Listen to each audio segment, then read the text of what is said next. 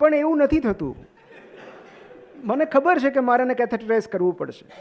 તો મને એવું આ એક લેખકના કર્મમાં પણ એવું સમજાણું છે કે મોટિવેશનથી કોઈનામાં બદલાવ નથી આવતો. જ્યાં સુધી વ્યક્તિ પીડા અનુભવતી નથી, એમાંથી પસાર નથી થતી, ત્યારે એ બદલાય છે.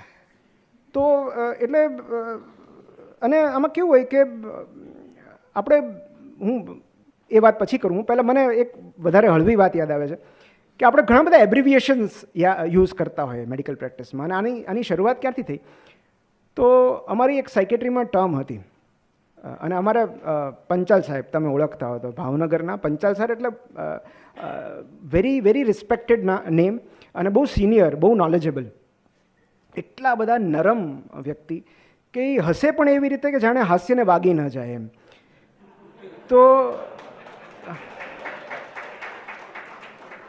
તો મેં સરને ક્યારેય એમનો અવાજ, એટલો સૌમ્ય વ્યક્તિત્વ, એમનો અવાજ મેં ક્યારેય ઊંચો થતા નથી સાંભળ્યો. હવે હું સાહેબની બાજુમાં ઊભો હતો, ત્યારે તો કેવો ઇન્ટર્નશીપમાં આપણને એમ હોય કે આપણે કંઈક નવું જાણી લઈએ એમ.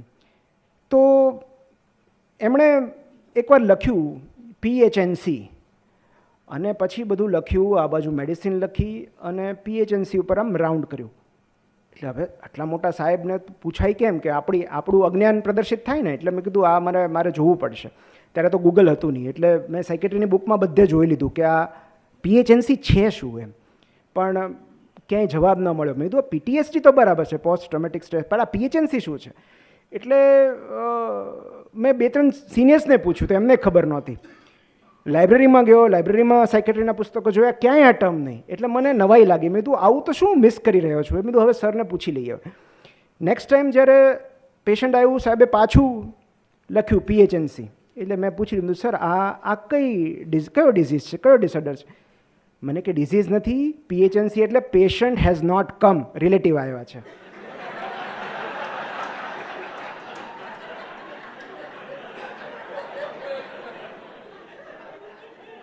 આ એકવાર આ ગૂઢ રહસ્ય સમજાઈ ગયું, પછી ઘણું બધું સમજાઈ ગયું.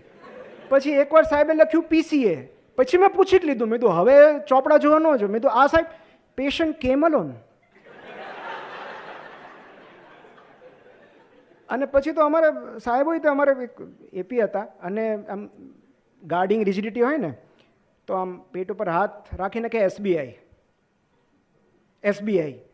હવે પછી મેં સિનિયરને પૂછ્યું, મેં તો SBI એટલે સમથિંગ બેડ ઇનસાઇડ.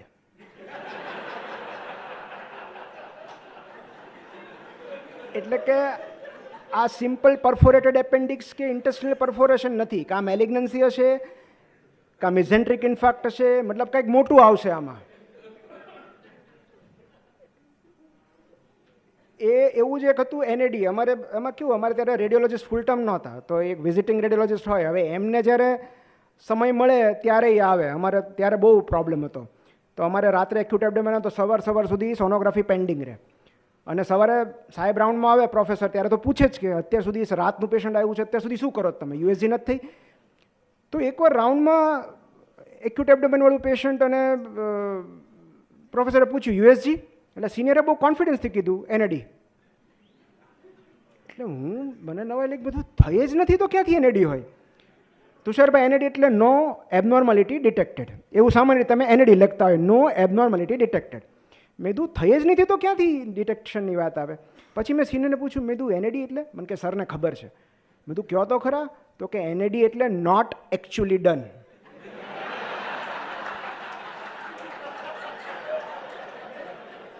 પેશન્ટની સામે થયું નથી એવું તો કહેવાય નહીં કે નથી થઈ સોનોગ્રાફી. એટલે જ્યારે પછી મને ખબર પડી કે તમે જ્યારે રિપોર્ટ વગર NAD કહો ને,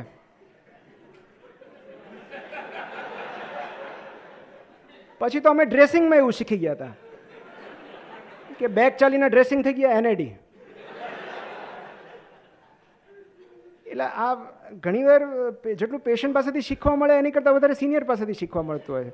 એકવાર અમારા એક સાહેબ હતા, એ આમ રાઉન્ડ લે એટલે લિટરલી આપણને એમ થાય કે એ આમ મોર્નિંગ વોકમાં નીકળ્યા છે, એમ ડિસ્ચાર્જ કરી દો આમ. એટલે આમ એકદમ ક્વિક ડિસિઝન એમ. તો એમાં એક ક્રોનિક પેશન્ટ હતું, ક્રોનિક ફિમેલ પેશન્ટ, જે 15-20 દિવસથી વોર્ડમાં હતું અને રોજ સાહેબ એમ કે આને હજી રાખો, આને રાખો, આને રાખો. હજી એક દિવસ અચાનક સાહેબ એને જોયે ને શું થયું, આ ડિસ્ચાર્જ. મેં તો સર તમે તો હમણાં સુધી તો કહેતા હતા કે રાખવું છે.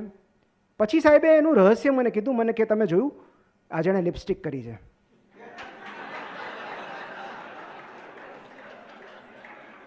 જો કોઈ સ્ત્રી લિપસ્ટિક કરવા જેટલી સ્વસ્થ હોય તો એ ડિસ્ચાર્જ કરી શકાય.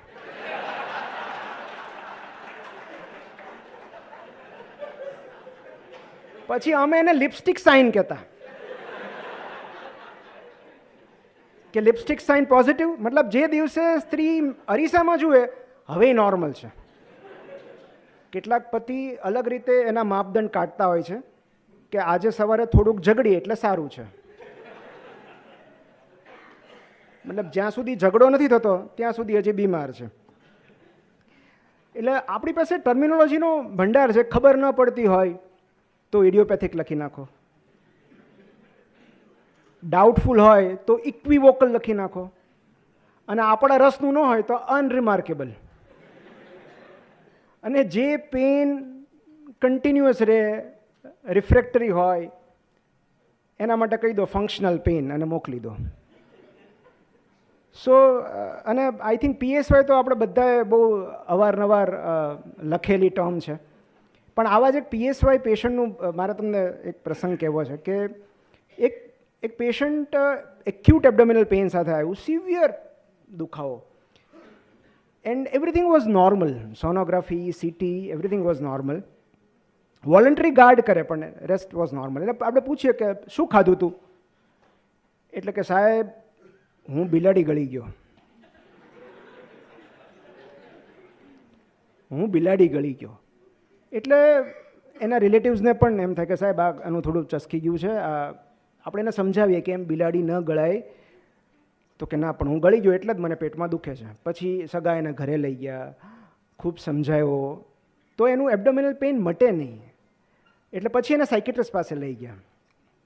સાયકેટ્રિસ્ટે કાઉન્સેલિંગ કર્યું, મેડિસિન આપી, OCDની, SSRIs, બહુ બધું, પણ એનું પેઇન રિલીવ ન થયું. અને પછી એના રિલેટિવ્સ, હવે આમાં કેવું હોય કે સામાન્ય રીતે બધા પ્રશ્નોનો ઉકેલ સર્જન પાસે હોય એવું એ માનતા હોય. એટલે સર્જને કીધું કે I will do the job, એનું પેન હું મટાડી દઈશ. એ કે આપણે લેપ્રોટોમી કરી નાખીએ. તો કે એમ નહીં, આપણે એવું કરીએ કે પેશન્ટને કહેવાનું કે જો તું બિલાડી ગળી ગયો છે, તારી વાત માની લીધી, સાચી, ચલો આપણે એને OTમાં લઈ જઈએ, સેડેશન આપીએ, આપણે બિલાડી કાઢી નાખી છે એમ કરીને પેશન્ટને બહાર લઈ લઈએ. તો સાયકોલોજીકલ જે એની છે એની ટ્રીટમેન્ટ આપણે પણ સાયકોલોજીકલી જ કરીએ ને એમ.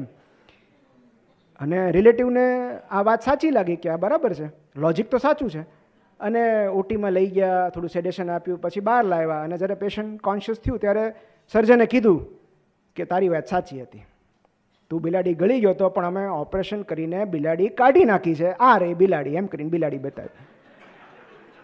તો કે આ તો કાળી છે.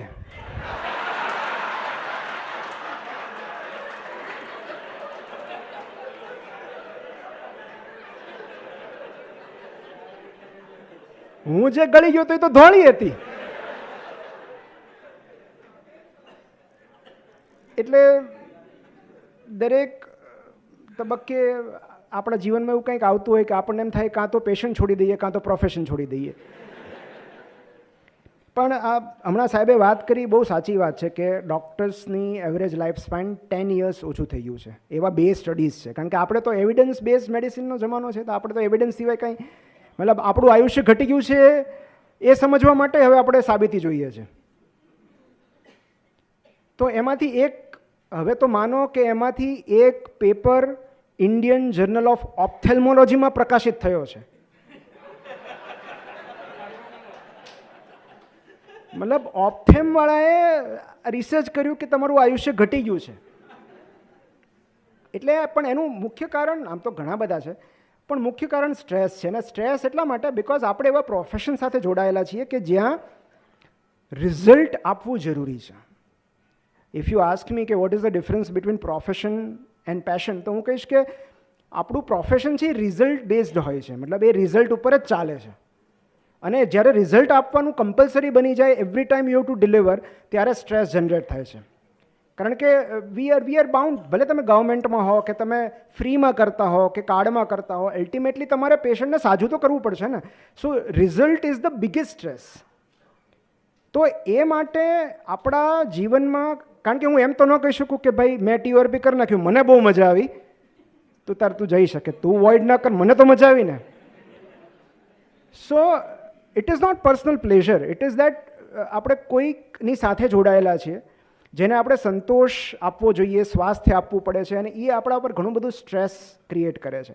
માટે તો સ્ટ્રેસનો એન્ટીડોટ એક જ છે કે આપણા જીવનમાં કોઈ એક એવી એક્ટિવિટી હોવી જોઈએ કે જે રિઝલ્ટ મેટર ન કરતું હોય, કે જેમાં પરિણામ કોઈ પણ આવે એનાથી આપણને સ્ટ્રેસ નથી આવતું. અને માટે એ કોઈ પણ પેશન, બેઝિકલી તમે જુઓ ને તો પેશન શબ્દ તો સેક્સ પરથી આવેલો છે, કે it is a intense strong feeling of excitement, enjoyment and enthusiasm to do something.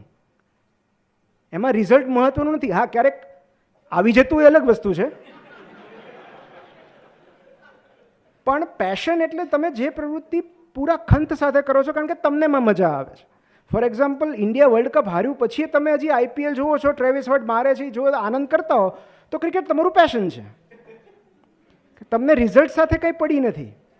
સો આપણા દરેકના લાઈફમાં આઈ ફીલ કે એક એવું પરિબળ હોવું જોઈએ, એક એવી પ્રવૃત્તિ હોવી જોઈએ કે જ્યાં રિઝલ્ટ કંઈ પણ આવે એનાથી આપણને ફેર ન પડે, કારણ કે આપણની પ્રોસેસમાં મજા આવે છે, આપણની પ્રક્રિયામાં મજા આવે છે. અને હું લેખન સાથે ટકી રહ્યો છું એનું કારણ જ આ છે, કારણ કે મારા પુસ્તકો એ બીજાને ફાયદો તો પછી કરતા હશે, પણ સૌથી પહેલાં મને સંતોષ આપે છે, એ મને સભર કરે છે.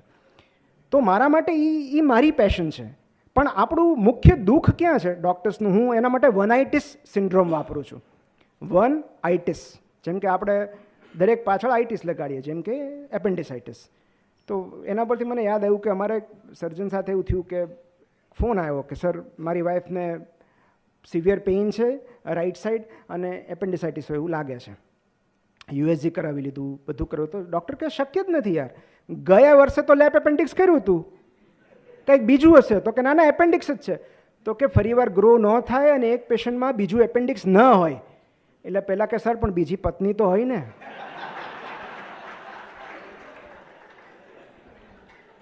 અને ક્યારેક અક્યુટ એપેન્ડિક્સ કહીએ તો યંગ ફિમેલ તો શરમાઈ જાય છે, પછી એને કહેવું પડે કે આ અક્યુટ એપેન્ડિક્સ નથી.